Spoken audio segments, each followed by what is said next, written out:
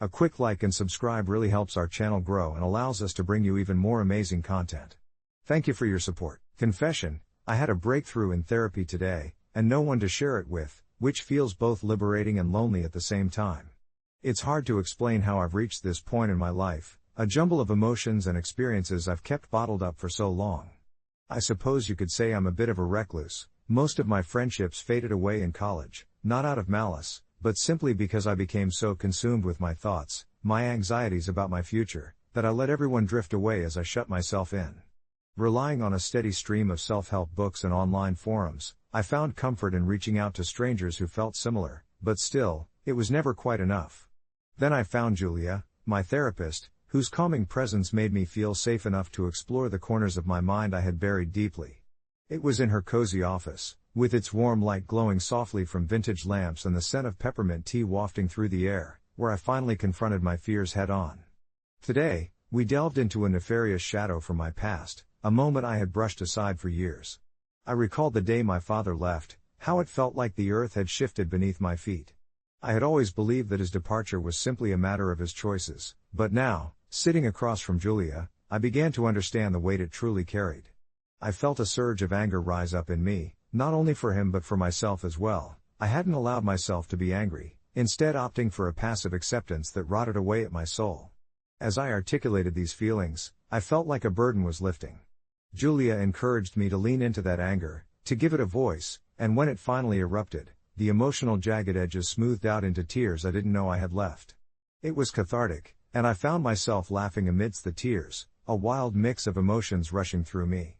I could hardly believe it. Was this what clarity felt like? As the session wrapped up, I felt lighter, liberated even. But leaving her office, a bittersweet emptiness settled in my chest. Who would I tell? My mother, who never really understood how much the divorce had affected me, would likely brush it aside with a wave of her hand and say I should just let it go. My high school friends? They've started families and built careers while I still wrestle with my identity. I felt like a specter in my own life, standing at the periphery of everyone else's bright reality. I walked home, the weight of my revelation lingering in the air, but no one to share it with. The muted hum of the city felt distant and cold, every building towering over me as if they were guardians keeping secrets I longed to uncover. Once inside, I sat on my bed, letting a blanket wrap around me like a cocoon, the world outside fading away. I took out my journal, a paper-bound space where I had chronicled my darker nights and heavier thoughts, and began to write. My pen skimmed across the pages, recounting today's breakthrough, intricately relaying the details, as if talking to an unseen friend. I wrote about the anger that had bubbled to the surface, the laughter amidst tears, the sheer relief of letting down my guard. It felt both exhilarating and disheartening to not have someone to hear my story, to celebrate this new chapter with me. But in this quiet moment, I embraced the gift of self-reflection. The taut string of vulnerability frayed, and I realized that even in isolation, there's strength in my journey of self-discovery. Maybe I didn't need to rush out and share. Perhaps the most important relationship I needed to nurture was the one with myself. As I turned off the bedside lamp and closed my journal, I felt a flicker of hope, a gentle warmth spreading through me. Maybe tomorrow I'd find the courage to reach out, not just to anyone, but to those who would understand. I drifted off to sleep, embracing the quiet power of my confession, knowing that each step forward, even in solitude, was still a step toward freedom. Update: a week later, I decided to share my experience with a close cousin I hadn't spoken to in ages. Surprisingly, she responded with empathy, recounting her own struggles with unresolved family issues. It opened a door I thought was permanently shut, and for the first time in years, I felt like I wasn't alone on this journey. We've started connecting regularly, sharing our stories while learning from each other. Sometimes, even the simplest of breakthroughs can spark a ripple of understanding. As the days turned into weeks, I found myself looking forward to these conversations with my cousin, Jessica. The familiarity of our childhood memories mixed with the weight of our shared struggles created a unique bond, one I hadn't expected to nurture at this stage in my life.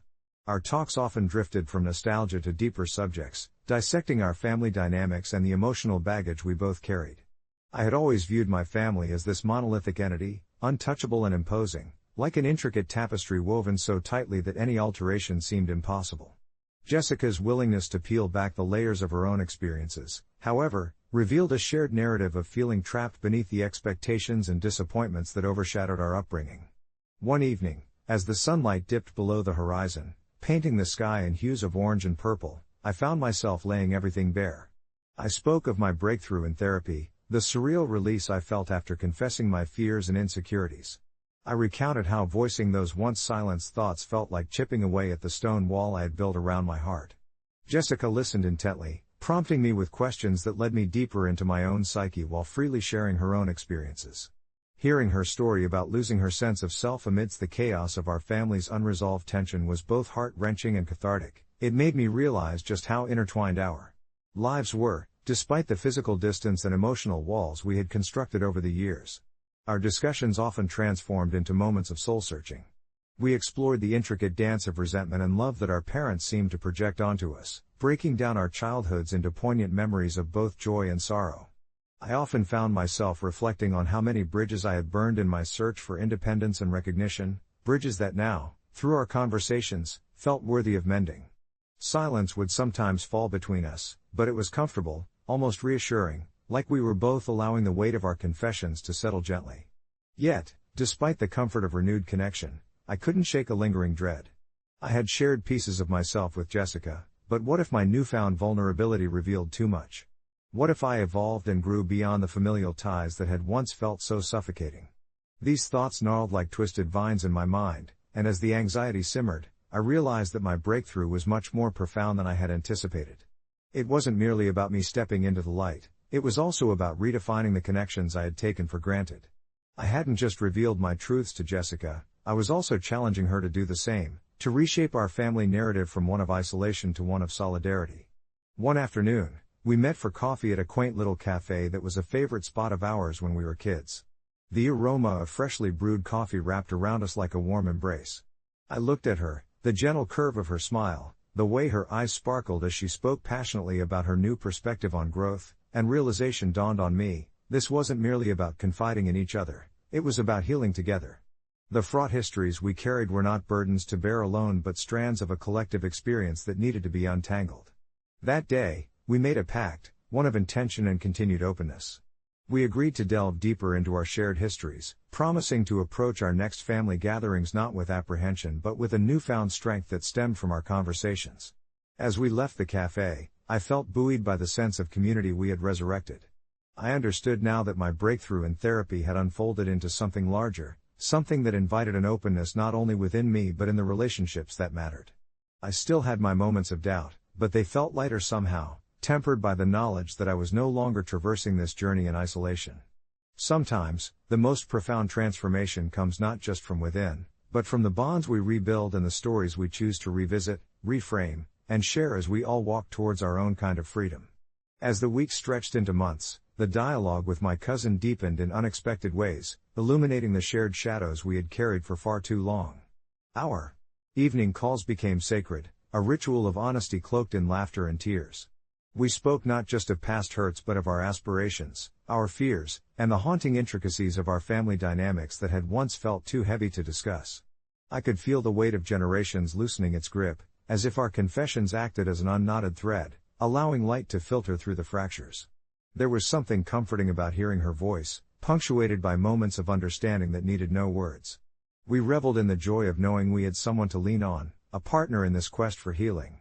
One evening, as rain tapped gently against my window, I found myself unloading the gravity of my fears about my parents, about the silent expectations they held and the angst that tinged our family gatherings.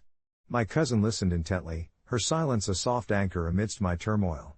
She confessed her own struggles with the weight of her parents' unresolved conflicts, the way they had often used her as a messenger rather than a daughter, caught in the crossfire of their unspoken grievances. The way she recounted her experience made me feel as though we were two sailors, navigating the unpredictable sea of childhood memories. In those conversations, I learned that vulnerability was a powerful gift we could give each other, a way to weave our distinct threads into a richer tapestry.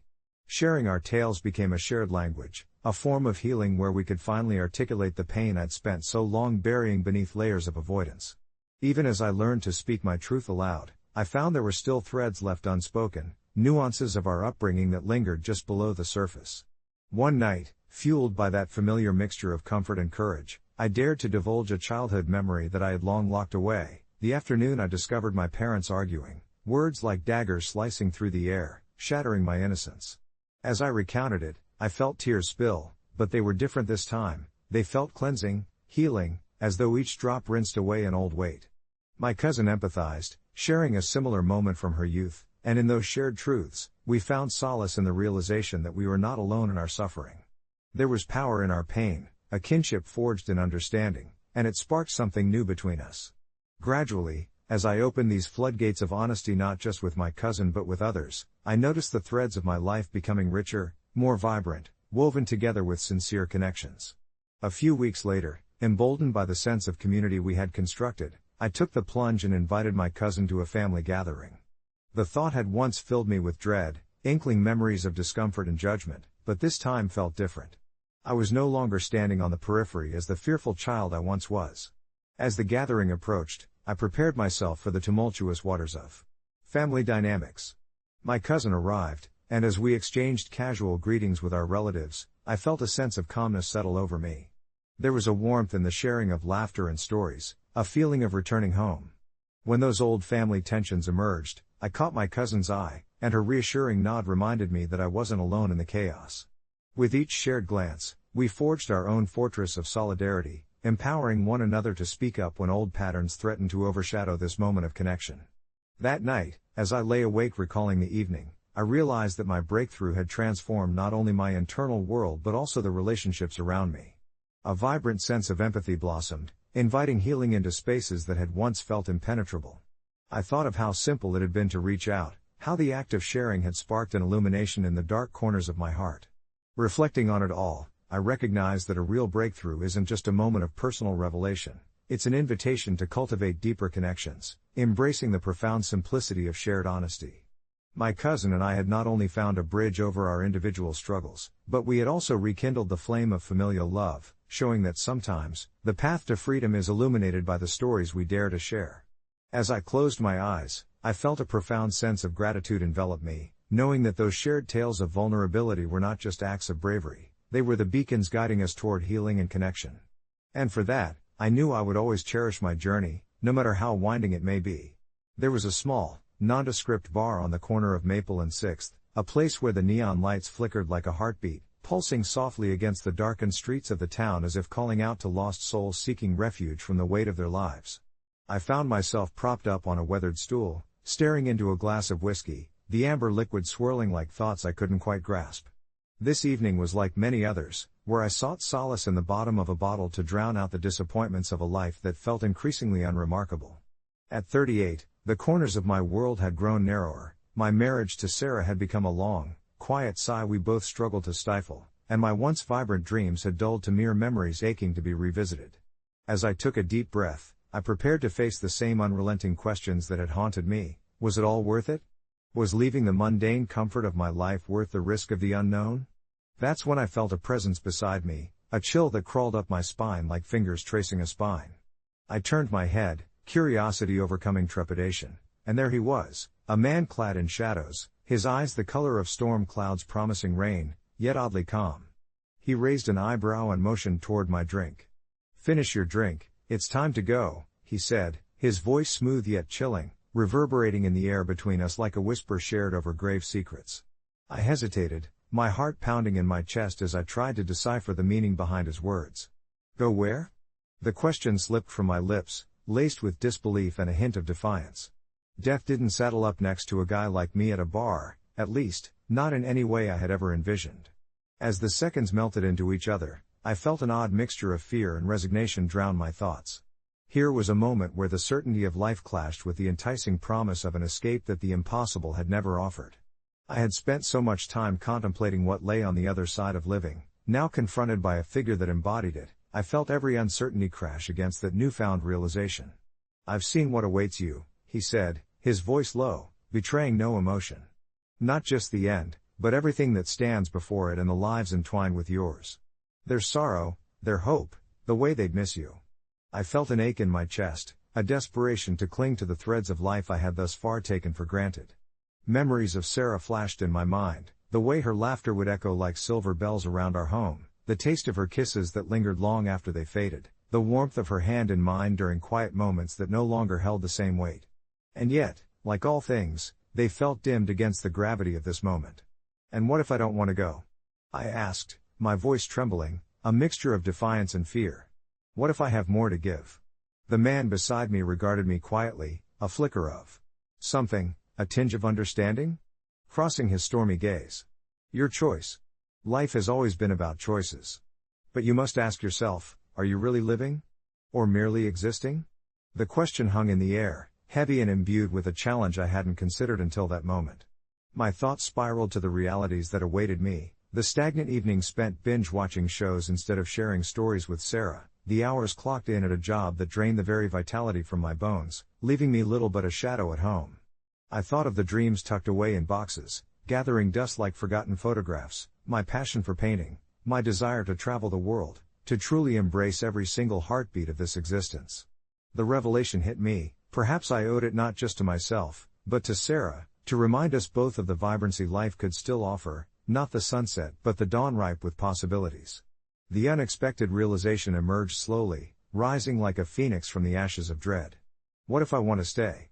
I heard myself say, a strange mix of determination and vulnerability. What if I want to make things right?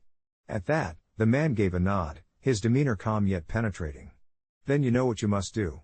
Sometimes, it isn't about the moments we fear but the ones we choose to embrace. With that, he faded, slipping into the shadows, leaving me alone at the bar, a glass half full in my trembling hand. There was clarity in that final encounter, a spark igniting the shadows of my mind. After that night, I began to reclaim my life, painting again, pursuing dreams once abandoned, breathing new life into the stagnant corners of my marriage. When I returned home that night, I found Sarah still awake, her silhouette soft against the backdrop of moonlit curtains. I shared my journey, the encounter haunting yet liberating, and as we embraced, I felt the heavy chains of complacency start to melt away. In those quiet hours, laughter returned, filling the void that had stretched between us like an endless chasm. I learned how making the choice to move forward and not retreat could turn each drink into a toast, a celebration for life over death, for existence over mere living. As for the question of what lay beyond, I knew it was a mystery I'd unravel one day, but not today. Today, I chose to savor the now.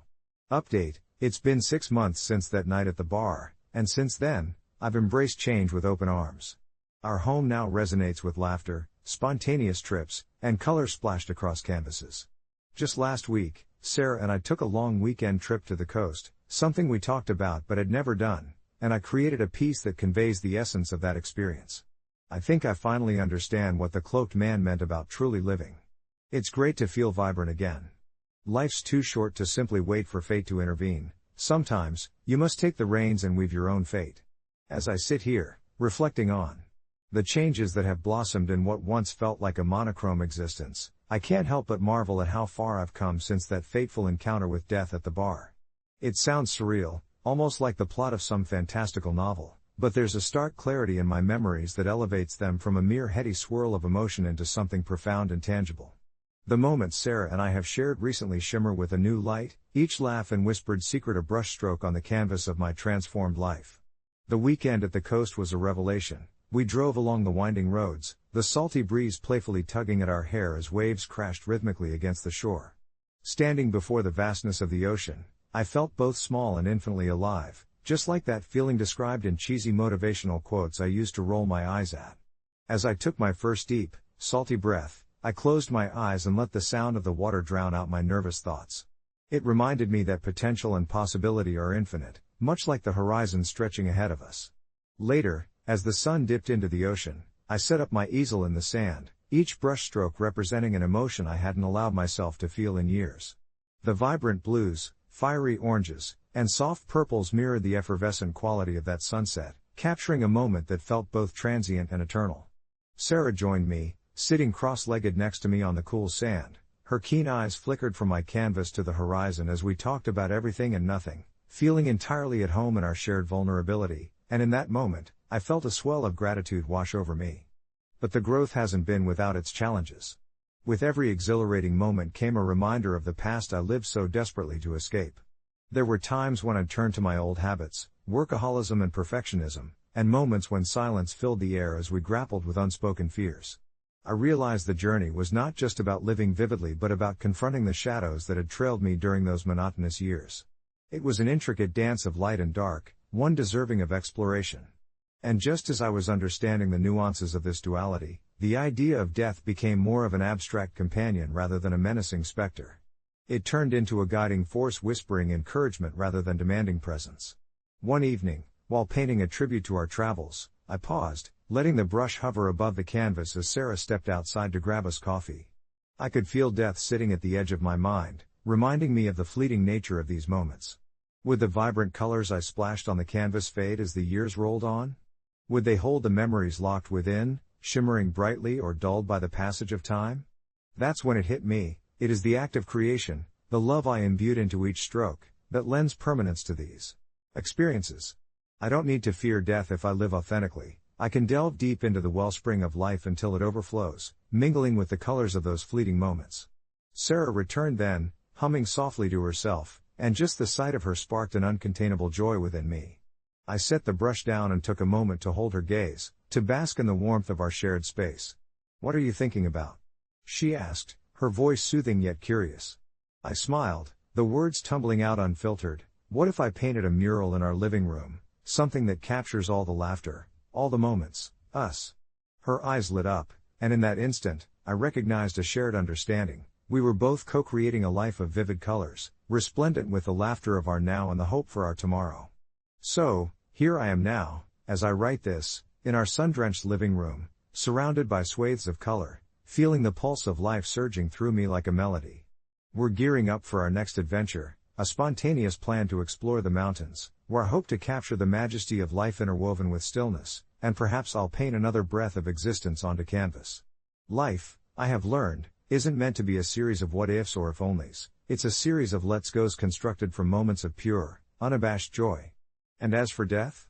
Oh, it still sits at the bar, ever watchful, but now, I find a certain comfort in glancing over occasionally, raising my glass in a silent toast, a reminder that it's okay to embrace the ephemeral beauty of life and to live it fully until the time comes to hand over the reins. One evening, while I was cleaning up after Sarah had made a delicious dinner full of spices and laughter, my phone buzzed on the table, a message from an old friend I hadn't spoken to in years. It was a simple text, just a photo of a sunset taken at a remote spot we used to frequent, accompanied by the words, "Remember when we used to chase sunsets? Let's do it again." I felt a wave of nostalgia wash over me, mixed with an insatiable urge to reconnect. The tall, warm memories began to coil around me like an old blanket, comfortable yet fragile, reminding me of a time when life felt both simpler and more profound, full of shared dreams and laughter echoing against the backdrop of fading light. I wanted to say yes, to embrace that adventurous spirit I had recently revived, but the reality of everyday life nudged at me like a persistent child eager for attention. The clock ticked steadily, reminding me of responsibilities, of the cozy routine I had built since embracing change. That night, after putting the dishes away, I brought Sarah a fresh cup of herbal tea and shared my thoughts. She listened intently, her eyes sparkling with excitement. "Why not?" she said, her enthusiasm infectious. "We can chase sunsets together, just like old times. I've always wanted to take that trip to the mountains, and this seems like the perfect opportunity." Her words ignited a fire within me. It became clear that this was a chance not just to reconnect with my past but also to strengthen my present. The next morning, we planned the trip. Sarah's infectious laughter spurred us on as we sent texts back and forth, packing lists bouncing from my phone to hers. Soon, each task became an excuse to steal glances at one another, relishing the anticipation that built with every fleeting moment. And so, with nothing but the open road before us, a cooler packed with snacks, and art supplies tucked in the trunk, we rolled down the windows, letting the wind embrace us as we left our quaint little town behind in the fading light of day. The mountains rose before us, majestic and commanding, shrouded in lush greens and the promise of undiscovered horizons. That first evening, we stopped at a small clearing, and my heart danced as the sun began its descent, painting the sky with hues of orange, pink, and deep purple. I grabbed my easel, and in that magnificent moment, I felt alive, brimming with thoughts and colors screaming to be captured. As I painted, Sarah interjected with stories of our youth, tales that had faded into the background but now sprung to life under the twilight sky. She told me of camping trips where we had almost gotten lost, of nights spent under a stretch of stars that felt infinite, and each story layered into my memories like a new brushstroke on canvas. The next days unfolded beautifully, with mornings spent hiking up trails and afternoons weaving through local markets where we tasted fresh berries and artisan cheeses, savoring every bite as though we were indulging in stolen secrets. The world blossomed around us, and soon we came to a makeshift picnic table where we shared our favorite wines, laughter mingling with the rustle of leaves. One evening, as dusk draped the landscape, we climbed a small hill and watched the sun make its grand exit, the sky adorned with its glorious palette. It was then that I truly felt the fullness of living. I looked at Sarah, and her face was illuminated by the faint glow of the setting sun, her smile wide and genuine. I felt grateful, vibrating with the realization that every moment we chose to embrace life brought us closer, not just to each other, but to a profound understanding of what it means to willingly embrace the beauty and fragility of existence. Laughing in the glow of the fading day, I confessed, I think I get it now. All those moments we put off because we were just waiting for the right time? Each of those what-ifs wouldn't come close to the actual joys we experience when we say let's go. Her eyes twinkled, mirroring the magnificent stars that had begun to sprinkle the sky. Let's keep saying let's go then, she responded softly, and in that moment, I realized that the cloaked figure, my constant reminder of mortality, had indeed become a mentor of sorts, urging me on, not with fear, but with the sweet impermanence of life, urging me to make the most of the moments I had. Now, even after returning home, my heart still thrums with an insatiable need for adventure. I often find myself wandering through galleries for inspiration, letting my brushes dance across canvases, each stroke reminding me that while death may sit quietly at the bar, it's not the end but rather a soft invitation to embrace every fleeting breath along the way. And on quiet nights when I can feel the weight of solitude surround me like a gentle blanket, I still raise a glass to that figure in the distance, not out of fear, but in gratitude for the lessons learned. With the canvas of my life now filled with vibrant splashes, I'm ready for every let's go that beckons on the horizon, forever aware but unshackled by the ticking clock. What adventures are waiting just beyond the dusk? I suppose we'll find out together, one beautiful moment at a time. It was a quiet Saturday morning when the email arrived, its subject line gleaming like a neon sign in my inbox, birthday party invite. My heart sank slightly, not because the party itself was unwelcome, but for the title attached to it. Ava's 10th birthday bash. You see, Ava, my only daughter, had been living with her mother since our bitter divorce 2 years earlier, a divorce that had taught me both the depths of heartbreak and the importance of fighting for what is right. We had agreed on shared custody and tried our best to keep things cordial for her sake, but time had dulled the edges of our cooperation. Excitement mixed with unease brewed in my chest as I opened the email. In it, Ava's mother, Sarah, had laid out the details of the party she was throwing at her new boyfriend's house, complete with a rented bouncy castle and a promise of cupcakes that were to die for.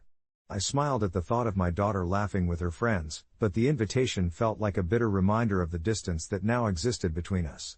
I hadn't been included in the planning, had no input on who was invited, or, more importantly, whether I would be invited to join the festivities. Memories of exchanges between us about joint decisions flooded my mind, laced with that familiar bitterness. I remembered that time we argued fiercely about what to tell Ava during family discussions, how quickly we'd gone from discussing her future to fights over holiday weekends. I took a deep breath, letting the air settle before replying. Dear Sarah, I typed, thank you for the invitation. However, I frankly feel conflicted about taking Ava to her party.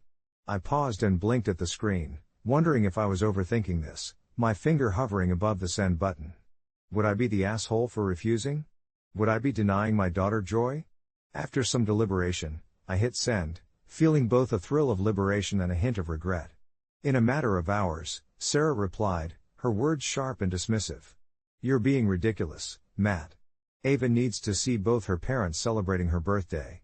You can't keep trying to be a martyr. Her words struck like an arrow, and I fired back an equally heated response, caught in that deteriorating cycle of miscommunication where nothing ever seemed to get resolved. The conflict pushed me into an emotional spiral as I questioned my role in Ava's life. I could hear her laughter over the phone on weekends we spent together, see the delight in her eyes during our shared trips to the park and the thrill of watching movies on lazy afternoons. I wanted to fight for that connection without it feeling like a battlefield, yet Sarah's reluctance to compromise left me feeling vulnerable and unsure. Days passed without further correspondence, and my anxiety turned into a persistent ache in my chest. Each moment spent in silence echoed louder than the last, leaving me haunted by thoughts of Ava blowing out her candles without me there to cheer her on. The night before the party, I lay in bed, wrestling with my choices. My mind raced back to those fleeting moments of happiness we once shared, grasping for a glimmer of hope. I recalled our annual rituals, how we made her birthday a grand occasion, replete with silly games and heartfelt surprises. I longed for us to return to that simple joy, the laughter shared between family, but reality painted a different picture, one of estranged relationships and unspoken grievances. In the early hours of the morning, I finally decided to call Sarah, feeling resolute. I dialed her number, the sound of it ringing echoing like a drumming heartbeat. "Hey," she answered, her voice clipped and guarded. "I know it's early, but can we talk?" I asked, choosing my words with caution. Her sigh broke the silence, a long-held breath released into the phone. We exchanged our feelings, our resentments, an emotional tug-of-war of apologies and accusations, laying bare the path that had led us down this difficult road. After what felt like an eternity of talking, I reached a tranquil point of acceptance. "I want Ava to be happy," I finally said. "I just want to feel included in her life, even if it's complicated." There was a pause filled with vulnerability on the line before Sarah softly spoke. "Let's make sure she knows we're both here for her. You can come to the party, I want her to have both parents in her life." The relief that flooded through me was overwhelming, like a drowning sailor finally surfacing to breathe. The next day, I arrived at the party, unsure of what to expect, my heart pounding not from fear, but from nervous anticipation.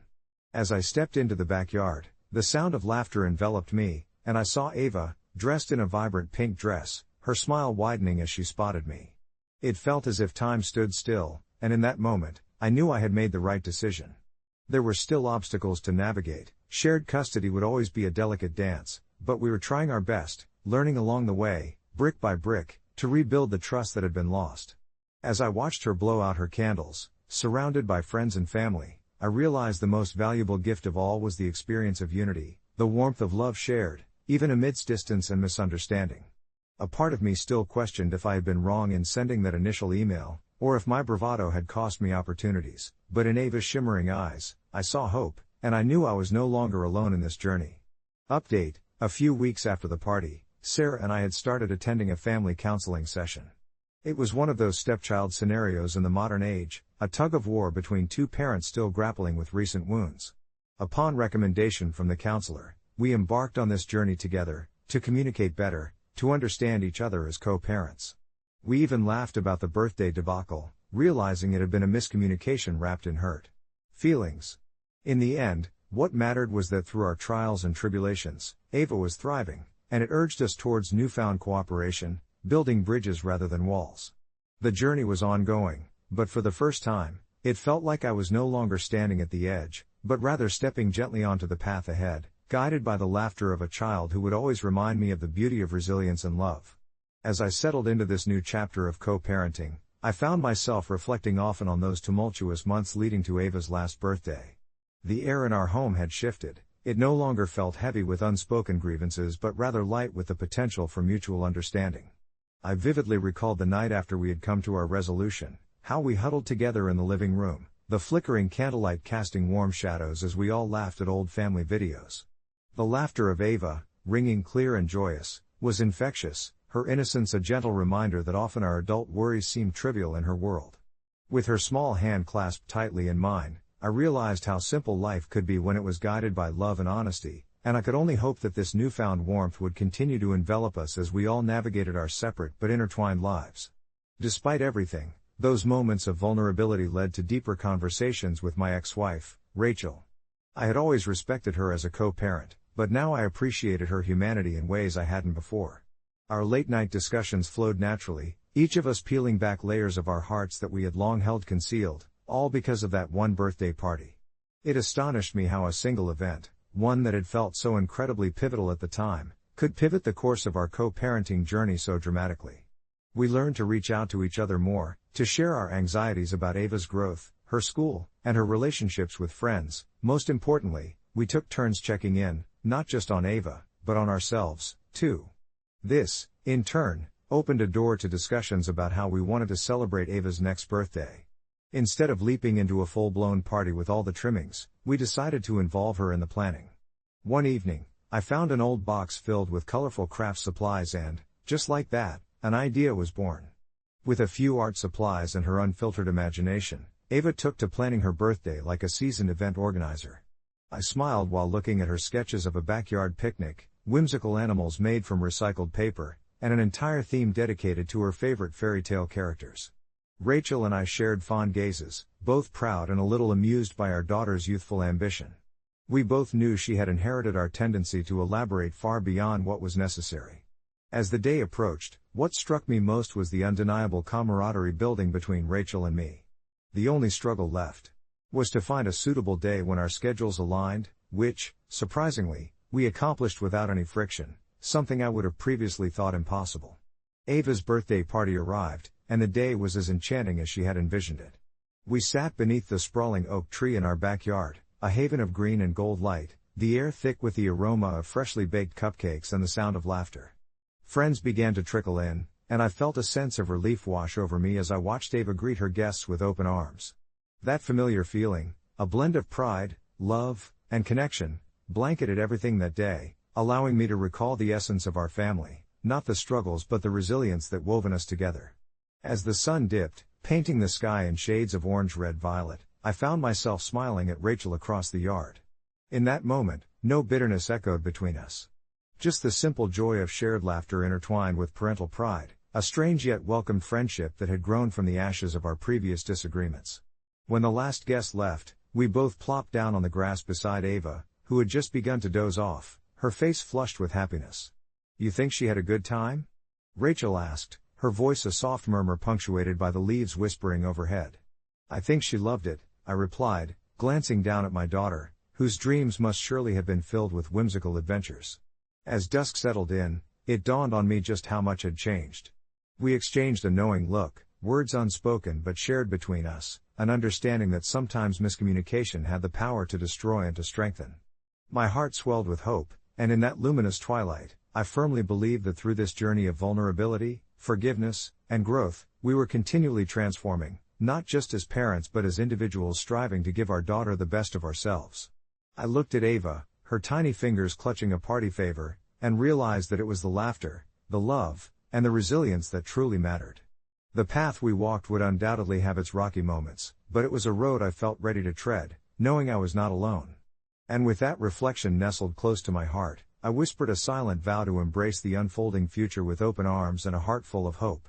Update: just a few months later, life took an unexpected turn once again.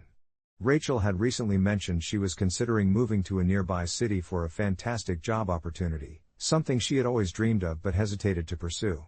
Her desire eventually put us in the position of needing to recalibrate our co-parenting arrangement.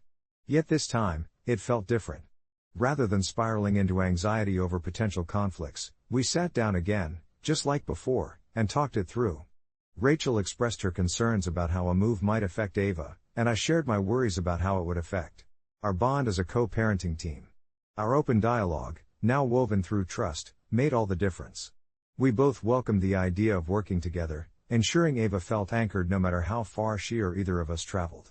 Love may have its complexities, but through it all, I learned the most valuable lesson of all, that understanding and communication were the threads that held our family together, no matter the distance. As the weeks rolled into months, the lessons we learned lived with us, blossoming in the everyday moments of parenting. Rachel and I found ourselves sharing more than just birthday plans. We were navigating the intricacies of co-parenting with a newfound sense of unity. It was during these quieter moments, those unguarded conversations over the phone or the casual exchanges when we dropped off Ava, that I realized our relationship was stabilizing. One afternoon, while the sun poured through the kitchen window, I was prepping lunch when Ava ran up to me, her tiny feet barely making a sound on the polished floor. With a big smile, she held out a crayon drawing depicting a sprawling family tree with Rachel and me as the roots, strong and intertwined, and our branches reaching out to represent her growing circle of friends and family. My heart swelled as I realized how much she understood, even if her comprehension was wrapped in innocence.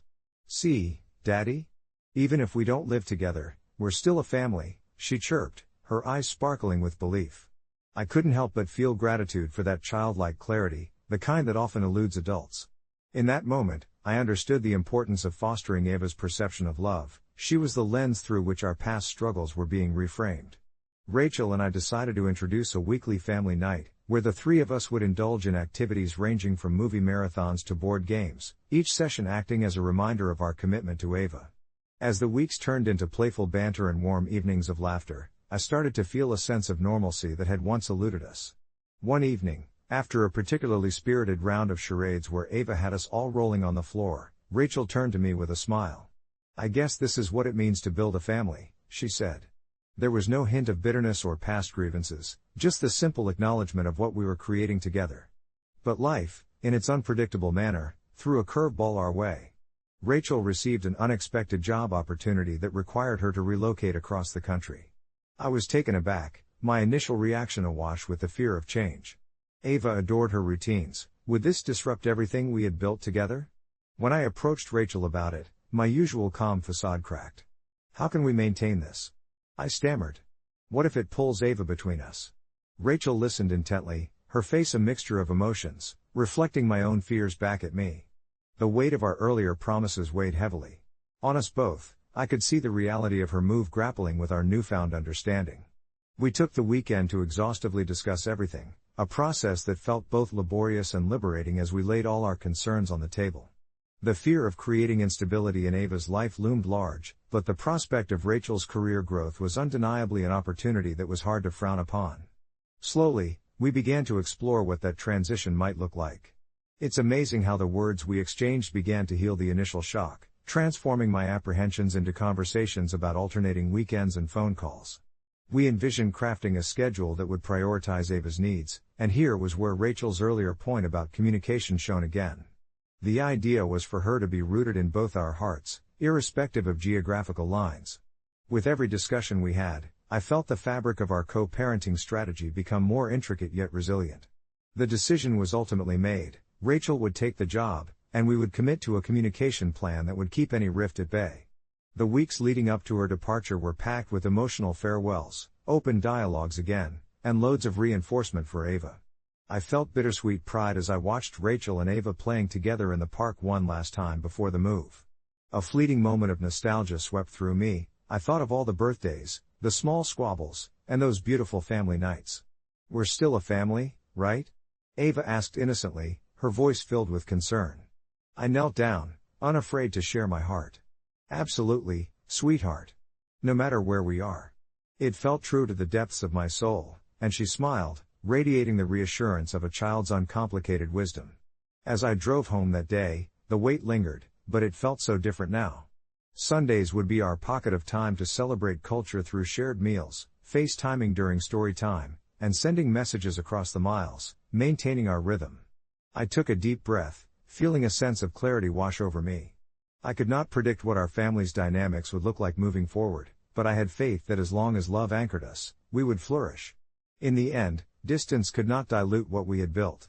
Through all the anxieties and adjustments, I knew that understanding, grace, and persistent love would knit us together, no matter the miles apart. After all, family is less about physical proximity and more about the bonds we choose to nurture with each other, and as I lay down that night, I felt grateful for the tangled, beautiful journey we were embarking upon together, knowing that Ava would always be our guiding star, reminding us of the resilience that love inspired. My father's birthday dinner was supposed to be a joyous occasion, a celebration filled with laughter and shared memories, but as I sat there, the weight of unresolved grief rested heavily on my chest. It's funny how the three of us, my dad, my sister Sarah, and I, had always formed a tight-knit unit, yet recent events had begun to fracture that bond. Just 6 months had passed since I suffered a miscarriage, a time when my world turned gray, where joy felt like a distant memory, and the unwavering support I had hoped for from my family seemed, at best, insufficient. I had spent weeks preparing myself for this dinner, eager to distract my mind and feel a sense of normalcy again, but a knot began to twist in my stomach as soon as we arrived at the quaint little restaurant my dad loved. The walls were decorated with photographs from his past birthdays, capturing moments of bliss that now felt unbearably distant. As our waiter brought over the first round of drinks, I inhaled deeply, trying to soak in the laughter of others at nearby tables, the clinking of glasses ringing like a soft melody in my ears. My dad, with his warm eyes twinkling, regaled us with stories from his youth, tales of cross-country road trips and shenanigans with friends. I smiled and took sips of my wine, cherishing the moments of levity he brought, yet shadows loomed in my heart, blossoming with each passing minute. That's when I heard it, a quiet voice carrying through the room, sharp enough to slice through the cheerful hum of conversation. "Sarah, seated just across from me, casually remarked to her partner, "Well, at least Mom didn't have to deal with a tiny grave this year." The words dropped heavily into the air, and for a moment, the world around me faded. My heart raced, and my fingers gripped the edge of the table as dread washed over me like bitter cold water. How could she say something so callous? The hurt of my loss bubbled up, intertwining with a complex blend of anger and disbelief. I had always considered Sarah my closest confidant, but now she felt like a stranger, one who didn't comprehend the weight of what I had been through or the sensitivity required when discussing grief. It took all my strength to maintain a facade of composure, but each shallow breath hinted at the storm brewing within me. The entire dinner suddenly felt unbearable, my father's laughter ringing hollow as myriad thoughts cascaded through my mind. I felt the familiar urge to flee, to escape the suffocating reality of my sister's insensitivity. Finally, unable to bear it any longer and desperate to shield myself from any further emotional assault, I stood up, excusing myself with a shaky voice. My dad's laughter dimmed, and an uneasy silence crept in as he looked up, confusion clouding his features.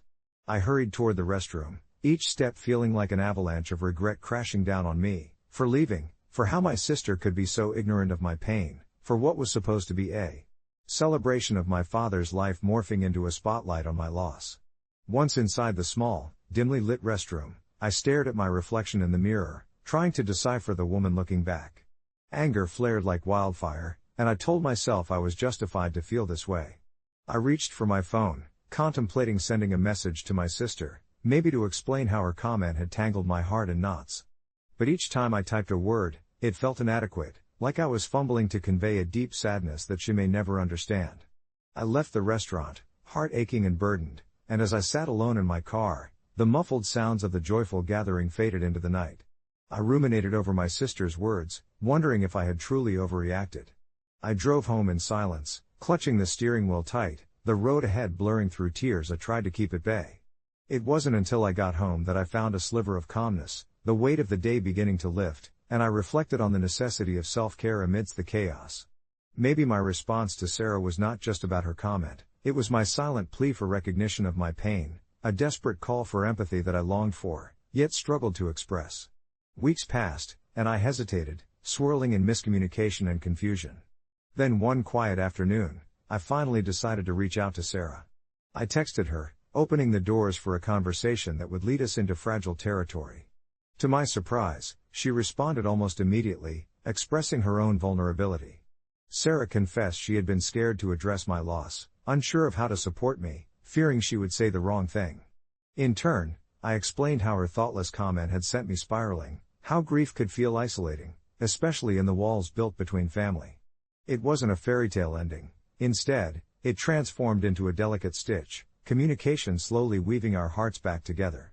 We realized we had been struggling at opposite ends of the same spectrum, needing each other without knowing how to reach out. As for our father's birthday, I returned to our family dinners, hesitant yet hopeful, ready to make new memories, learning the ebb and flow of grief and joy intertwined. It wouldn't always be easy, but perhaps through understanding, even those heavy ties could strengthen our bond. A few months later, we even planned a gathering to honor my lost baby, a gentle way for us all to acknowledge the fragility of life together. It wasn't just about acknowledging my hurt anymore, it became a shared experience that drew us closer, nurturing the bond we once thought lost. This whole experience taught me a powerful lesson about the intricacies of grief. We can be both hurt and hurting without meaning to, and sometimes the simplest misstep can lead to the most profound realizations. In the end, we came to understand that healing is a journey best walked together, even when the path may be a bit rocky. As the weeks rolled on, my family and I began to reshape the focus of our gatherings, infusing them with stories about the loved ones we had lost and celebrating the lives we still had. Each meeting became a chapter in our collective healing, and slowly, we found joy in shared laughter and nostalgic recollections, all while allowing room for tears when they surfaced. It felt surreal at times, navigating the delicate balance between joy and sorrow.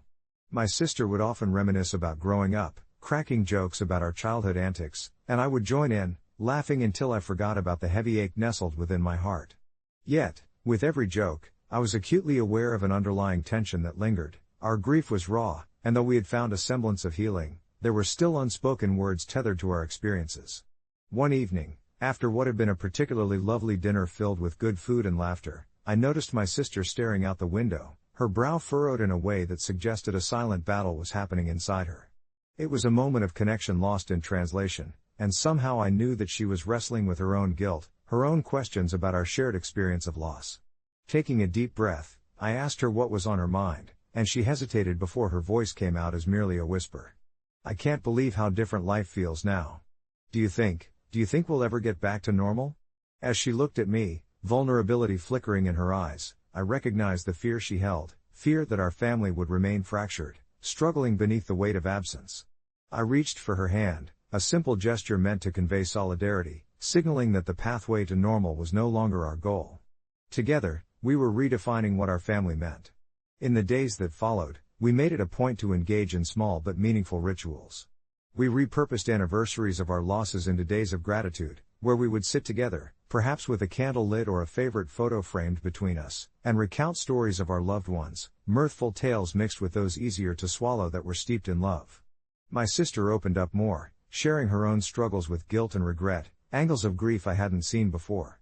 Each conversation gradually eroded the walls we had built around our hearts. We remembered not just those who had left us but also acknowledged our shared humanity and the heavy burden it bore. Healing often felt like 2 steps forward and 1 step back, but each shared moment brought us closer to the heart of what it meant to be family. My father, who had been notably quiet after my loss, appeared to appreciate this newfound dynamic, often chiming in with his own stories that nurtured the laughter in our home once again. He became a stalwart foundation beneath our feet, always encouraging us to lean on him when the weight of our sorrow became too heavy to bear alone. I learned that he, too, was navigating his grief in his own way, the quiet moments of reflection weaving together a narrative of strength and vulnerability that inspired me to keep pushing forward.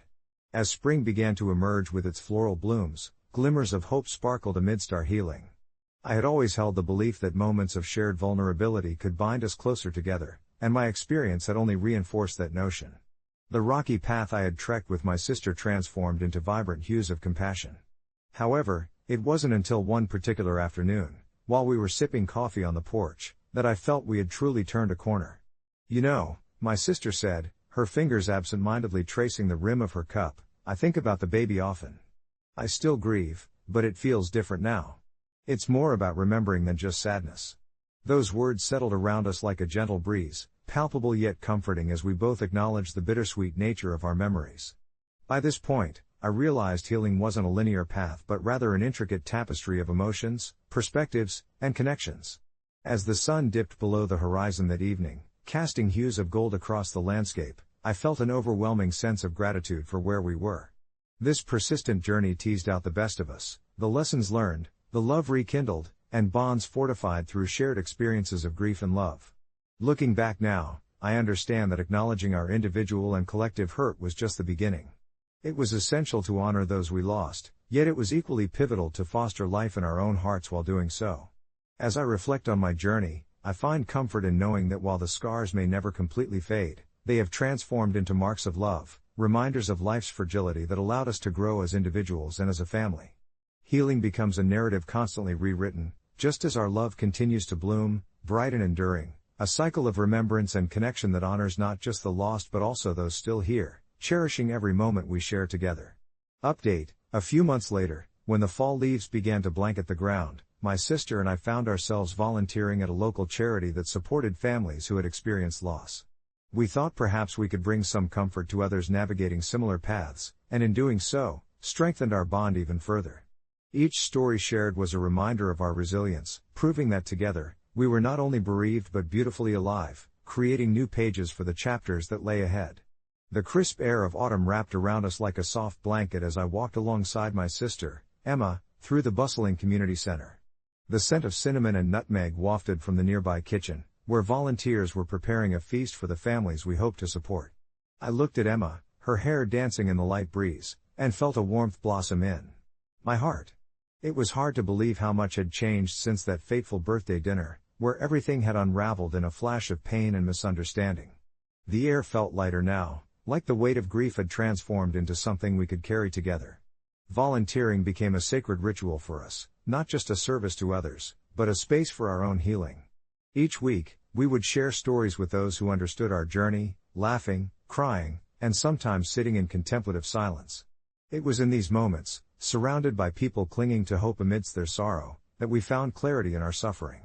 One evening, after we had helped set up the space for a support group meeting, Emma turned to me with that familiar, mischievous glint in her eye.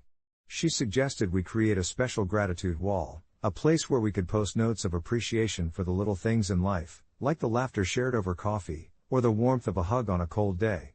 I loved this idea. It felt like we were taking our grief and turning it into something beautiful, offering it to others as a light guiding them through their darkest moments. Days turned into weeks, and soon we were consumed by an unexpected project, a charity event that would not only raise funds but also spread awareness about the often taboo subject of baby loss. Emma and I brainstormed passionately over cups of tea, envisioning a candlelight vigil to honor those we had lost and to celebrate the lives still being lived. I felt a flutter of excitement. It was empowering to take control of our sorrow, to transform it into a platform that could help others. I reached out to potential speakers, healing coaches, and even local artists who had experienced similar losses, inviting them to share their stories and talents. Our community embraced the idea, gathering behind us, and soon what was once a simple concept blossomed into an event that rippled throughout the town. The day of the vigil arrived, and as the sun set in a blaze of orange and gold, I stood at the forefront of a small group, my heart racing with anticipation. Emma squeezed my hand and smiled, a reassuring gesture that brought me comfort. I spoke openly about our journey, about how we had walked through fire only to emerge stronger, and it felt cathartic to release our story into the world. As candles flickered to life, their gentle flames reflecting in the eyes of those gathered, I felt a profound sense of connection, no longer alone in my sorrow, but part of something much greater. Each shared remembrance, each tear, and each smile became a thread weaving us together, reminding me that grief, while isolating, could also create a community of love and understanding. After the event, as we cleaned up and started to close the space for the night, Emma surprised me with a warm hug. "I didn't think we could turn our sadness into something so beautiful," she said, a hint of disbelief in her voice. "But look at what we did." I nodded, overwhelmed with emotion. The evening had been a testament to resilience, not just ours but of everyone who had braved their own storms. Just when I thought I couldn't feel more connected to Emma, I realized the shared labor of love had sewn us closer, and the fragile harmony we had nurtured gave me hope with deep, unwavering roots. As the days faded into the past, I sometimes found myself reflecting quietly in my room, on the journey that had led me to this moment. It was strange how the air around us seemed to shimmer now, imbued with a sense of possibility and healing. I understood now that while the loss would always be a part of me, it no longer defined my narrative. Instead, it underscored my resilience and illuminated the importance of love and community. Update: a few months later, as winter cloaked the world in white, I received a letter from one of the families we had helped through the charity event. The mother expressed gratitude so heartfelt it felt as though she had reached into my chest to tug at my heartstrings. She informed me that they named their newborn daughter after the baby I had lost. Somehow, those words wove through my grief and into a new, hopeful chapter. I realized that I, too, was creating life anew, forging connections that honored the past while celebrating the present. It brought me comfort to know that even amid loss, love was still growing, binding us all in a beautiful tapestry of remembrance and hope. And so, as the world outside darkened early, I wrapped myself in a blanket of warmth and possibility, letting sleep find me with a heart full of love, knowing that together with Emma, we were brightening the path for others, and ourselves, in this ever-evolving journey of life. I still remember the excitement I felt leading up to my 30th birthday party. It wasn't just another year, it felt like a milestone, a moment to cherish, surrounded by friends and laughter. I planned everything meticulously. The decorations were vibrant, the food was catered from my favorite local eatery, and I'd even hired a small band to play some live music. My close friends were excited, and I could hardly contain my joy. But then came the day, and everything turned upside down when Sarah, my longtime friend, the one I thought would be there by my side, arrived with her squawking 1-year-old in tow. I could hardly believe my eyes. As I wrapped my arms around her for a hug, I noticed the baby, a tiny creature with bright eyes and a loud wail, clinging to her. "Hey, I couldn't find a babysitter last minute," she said with an apologetic smile. I'd always been supportive of my friends and their parenting struggles, but there was a time and a place, this wasn't it. As the evening wore on, the baby cried incessantly, punctuating the lively music with screams that made small talk nearly impossible. I felt my heart sinking. My friends were dodging the noise, trying their best to focus on conversations, but I could see the cliques breaking apart, the laughter dwindling. It was devastating to watch something that I'd meticulously crafted slowly deteriorate into chaos. I'd waited so long for a night of celebration, and now, all I could think about was how to salvage the joy. After a while, I found Sarah alone in the kitchen, the baby resting uncharacteristically quiet in her arms. I could see it in her eyes, she was tired, and I knew the stress of this situation weighed heavily on her. But I thought about all my friends gathered in my living room, their faces strained in an effort to connect amid the wreckage of the birthday festivities. So, I took a deep breath, steeling myself for what I was about to say. "Sarah," I started, my voice low and shaky, "I really appreciate you coming, but it's tough for everyone with the baby here. Do you think you could?" I trailed off, unsure how to finish. I saw thoughts racing across Sarah's face, hurt, understanding, and then a kind of acceptance tinged with sorrow. "You want me to leave?" she asked, her voice barely a whisper. "It's my birthday, and I just wanted a fun night with everyone," I replied, my heart aching. In that moment, I felt like the villain of my own story. Asking her to leave felt selfish, but staying meant sacrificing my happiness, and potentially everyone else's. With a sad smile, she nodded, understanding the difficult position I was in. "I'll go." "I'm sorry," she murmured. As I watched her gather her things and slip away into the night, I felt a whirlwind of conflicting emotions. Relief washed over me, mixed with guilt that left a heavy stone sitting in my gut. I couldn't believe I'd asked a friend to leave, but the party resumed after her exit. The music felt lighter, the laughter returned, but in the quiet moments, I kept reflecting on what had just happened. Was I truly the asshole for wanting a night free of distractions? I spent days questioning my choice and wondering if I'd made the right decision. It felt wrong to sacrifice the joy of my celebration for what felt like a moment of parental struggle. Eventually, I reached out to Sarah, uncertain and nervous, but I knew I needed closure. To my surprise, she responded with grace, assuring me that I wasn't a bad friend. She understood.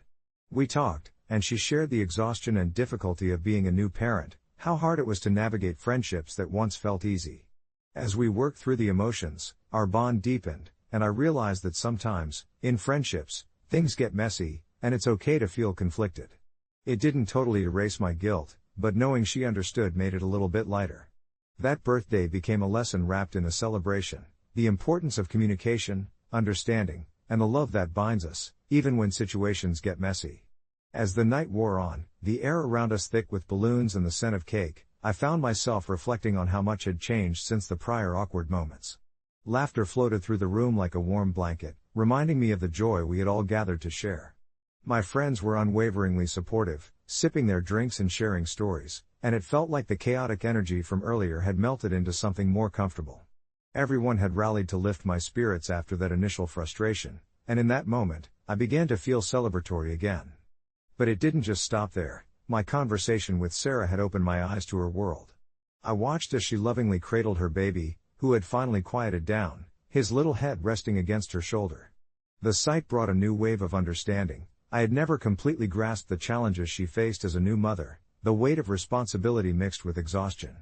As we spoke deeper into the night, she shared anecdotes from those first few months, the frightening sleepless nights, the endless worries, the whirlwind of love and confusion that came with a tiny human being entirely dependent on her. I found it fascinating, the way she navigated her life now so differently than before, and while my birthday was supposed to be about me, it had quickly become a channel for both of us to process our feelings, her about the struggles of new parenthood, me about feeling selfish for wanting the party to be a carefree escape. In those moments of raw honesty, I could sense our friendship evolve. It wasn't just me and Sarah from college trying to cling to the past. We were two adults carving out a new understanding of each other, moving forward even if our paths didn't look the same anymore. We laughed, cried, and even joked about how I could have set up a designated baby zone at my party, something I wouldn't have imagined saying just a few hours earlier. It felt refreshing to let go of the guilt that had been chasing me since that afternoon. I didn't know how to balance all these conflicting feelings, but talking it out with her made it feel less like a burden. As the clock ticked closer to midnight, and my friends began to trickle out with dollops of cake in hand, I felt a soft weight settle in my chest. It was a bittersweet mix of joy and melancholy. While the party was winding down, I also realized that this night had given birth to an unexpected clarity. I wrapped my arms around Sarah, and she melted into the hug like we'd done so many times before in our carefree youth. Instead of the usual light-hearted farewells, I whispered how grateful I was for her, and she echoed the sentiment. I could see it in her eyes. She was still the same friend I'd known, just now with layers, stories, and scars that I hadn't understood before.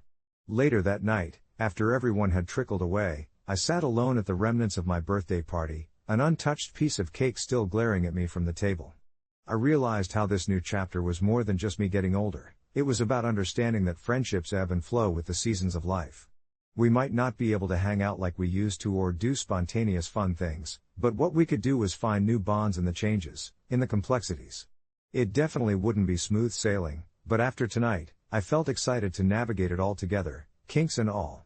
This birthday, marked by its chaos, had gifted me the insight that sometimes what we need most is to listen, to empathize, and to embrace the messiness. Isn't that what growing up is about? As I fell asleep that night, visions of laughter and quiet conversations danced through my mind, weaving a tapestry that felt more profound than any single celebration could encapsulate.